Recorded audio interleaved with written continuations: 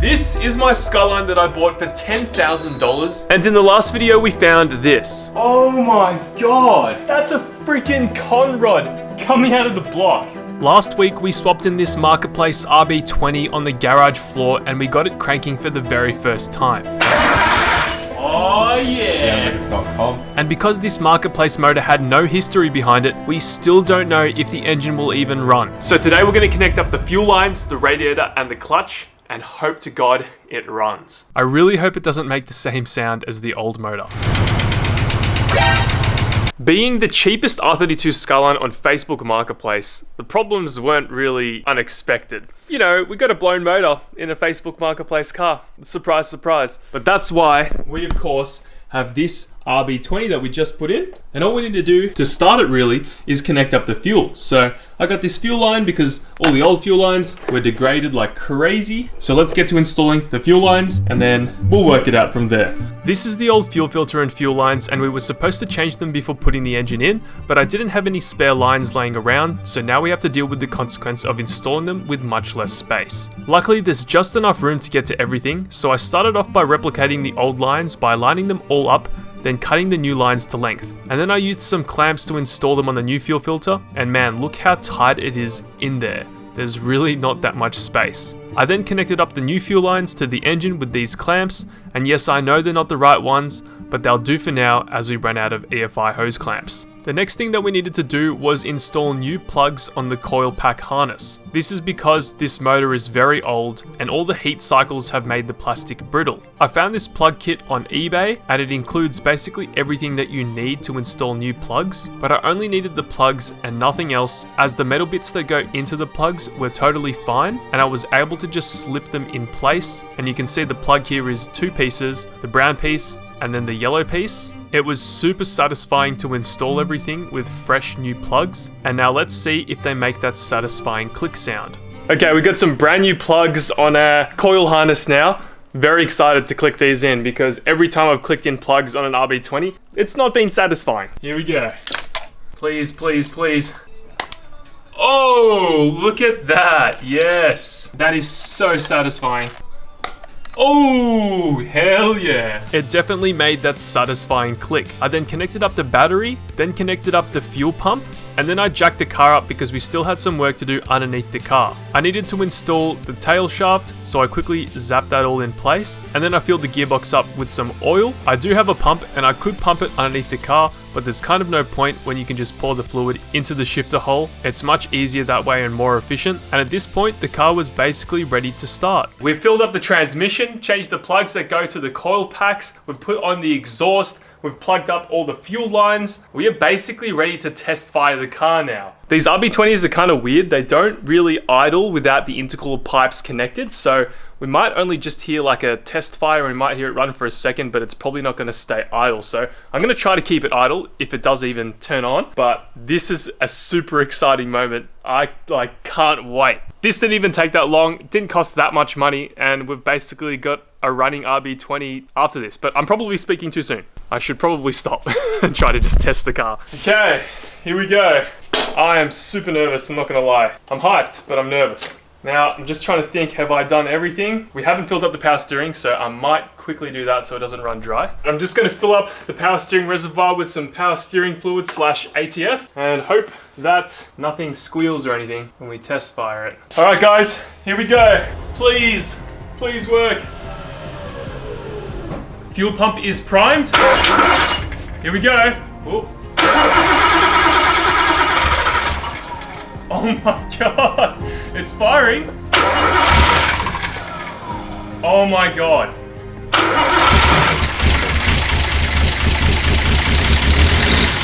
Sounds like we have like an exhaust leak or something. Like a really bad leak coming from somewhere. Or maybe that was the vacuum lines. I don't know, but it ran. I reckon that was the big vacuum lines causing it to not idle correctly. One more time, one more try.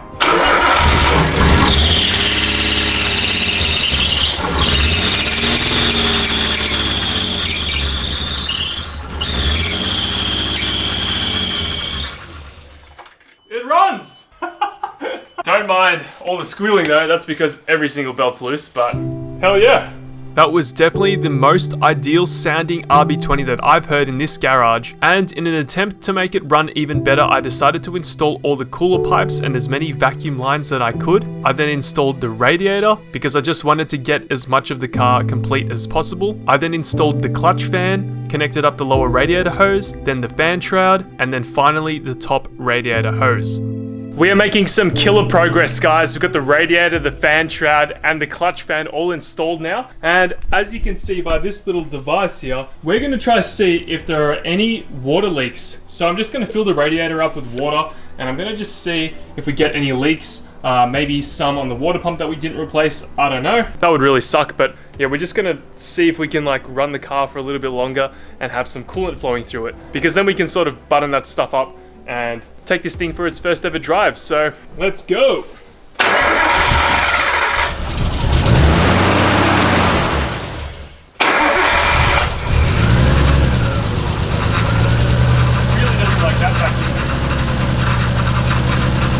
These RB20s are really sensitive to vacuum leaks. So what I did then was I put my finger over basically where the brake booster line goes to, and it started idling. So what I've done is I've robbed the pipe off the other Skyline, and we're gonna put that on, and hopefully this thing idles a little bit better. Here is the pipe. It just goes down on there, and then this one goes on like so. There we go. All right. I'm missing like half the vacuum lines on the RB20. That's because I just don't have them. And it is after 5 o'clock, so I can't go grab them. But yeah, we're gonna keep trying to run this thing anyway, and I know it will idle eventually. We just need this as well. That would fix up everything, but yeah.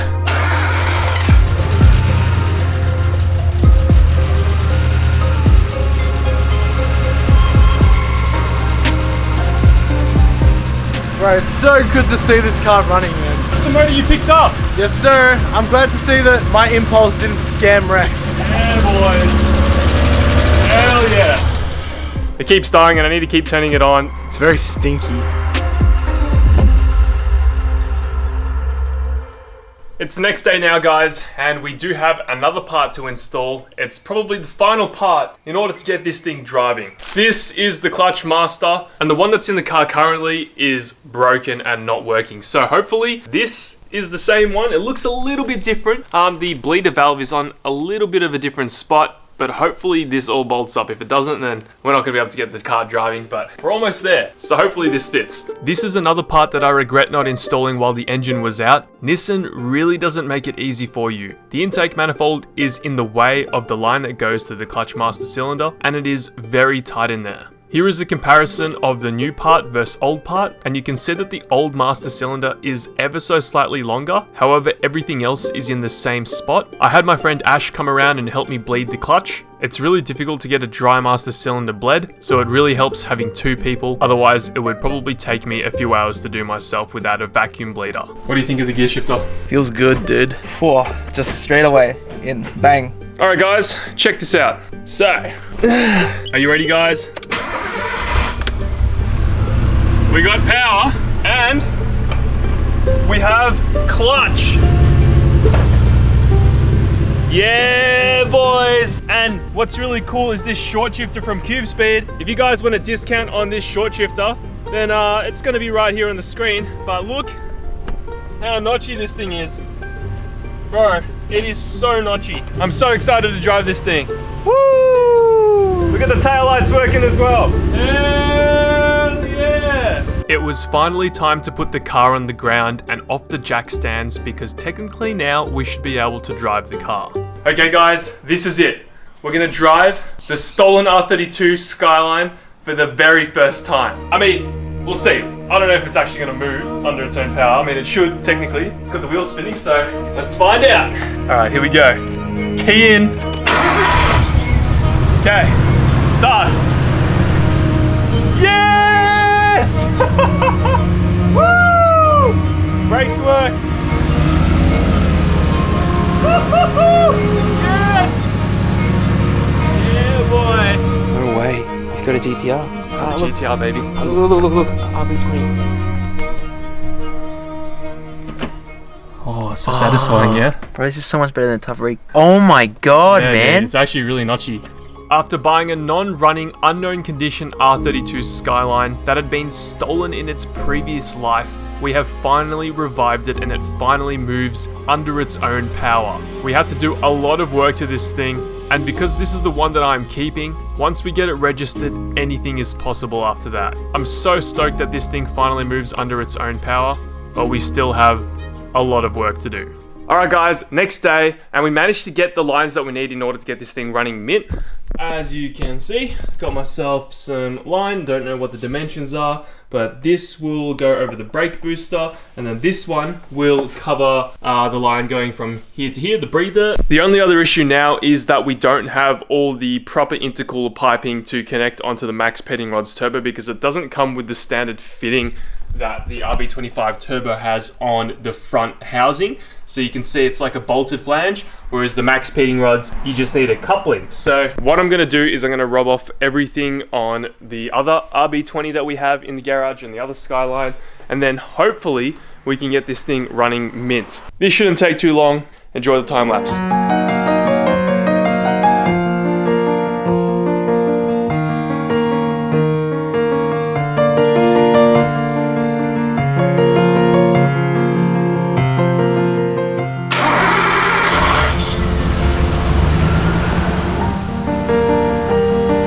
So we have plugged up all the vacuum lines now, everything's sorted, but we have one other issue now, and that's a slight misfire. These RB20s are renowned for having misfires with their coil packs, so I'm sure it's one of the coil packs. But what I'm gonna do is take this cover off, unplug each coil, and try to see which one is misfiring.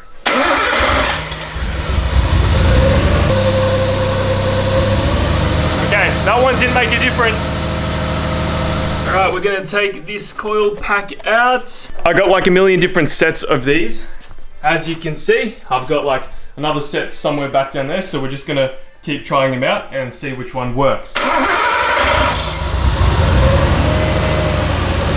This is weird because the coils that I unplugged and it made no difference are still sparking. As you can see. Although we got this thing driving for the first time, I just couldn't figure out this misfire.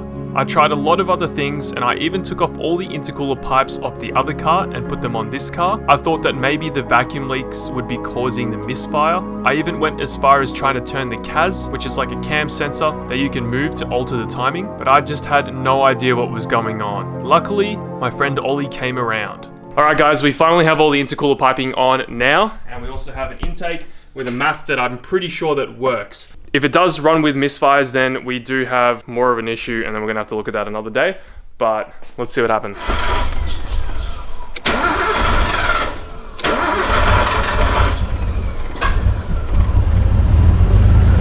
Last time when I had the MAF connected up, it was like not running properly, so I'm gonna disconnect the MAF and we'll see if that makes a bit of a difference.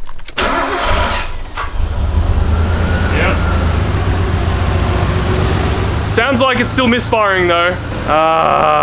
What are you doing, Ollie? I'm probing a connector with like 0 gauge wire for no reason.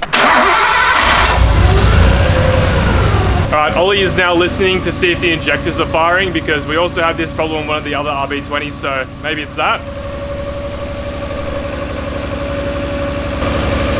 Because this RB20 was sitting for a while, we don't know the condition of the injectors, so Ollie used a screwdriver to put up to his ear to see if they were clicking. This is a pretty reliable way to see if your injectors are firing, and it seemed like the plug that I disconnected that made no difference on cylinder number 2 was related to the injector not working properly, because Ollie heard that the injector pulse was very weak, so I put my ear up to it, and he seemed correct.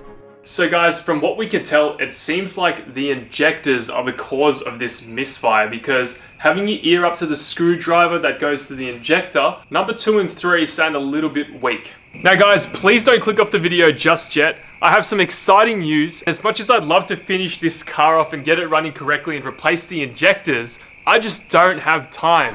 We have run out of time because we are in Tokyo, Japan. Hello. Shibuya.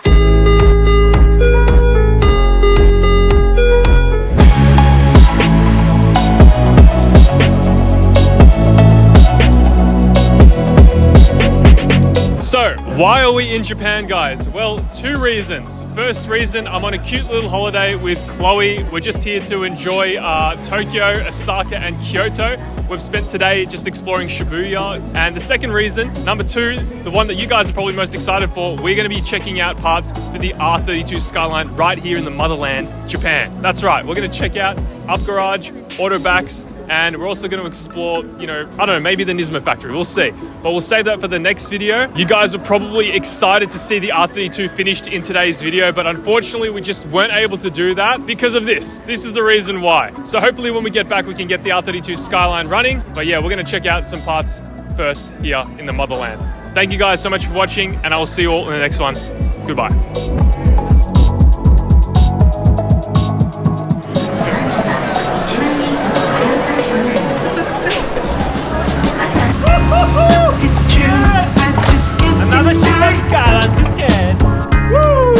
Alright guys, check this out. We're currently finishing off today's video in Japan. Just editing at a Starbucks. Look at that. Anyway, thank you for watching. Thanks. And I'll see you in the next one.